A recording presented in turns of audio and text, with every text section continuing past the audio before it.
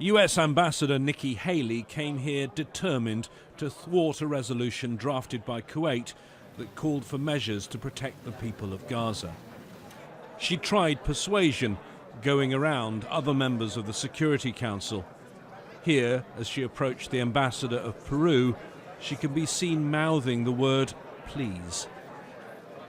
A warm greeting for Israel's ambassador, Danny Danon. He, surely aware, she also had procedural tricks up her sleeve. She wanted her completely rewritten version of the resolution classed as an amendment so it would be voted on first. There were heated discussions among ambassadors, but this month's president of the council, Russia, ruled against her. And things only got worse for Haley. She pleaded with council members to support her draft resolution and reject Kuwait's.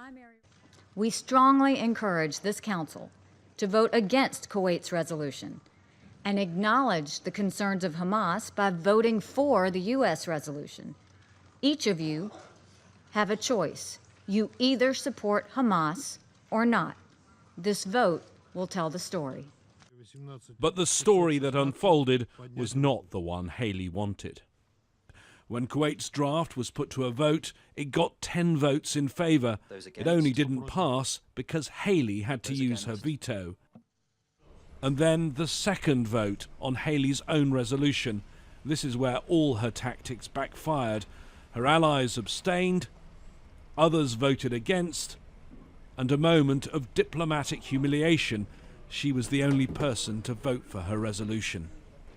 I don't believe that there was in the history of the United States, in the history of the United Nations, in which a country to submit a draft resolution and not to receive except one single vote, the vote of the party that did submit that draft resolution.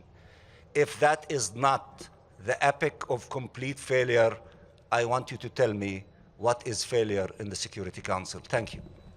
It was a bad day for Ambassador Haley, but the real losers are the people of Palestine, particularly in Gaza.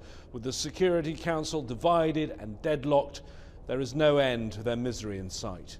James Bays, Al Jazeera, at the United Nations.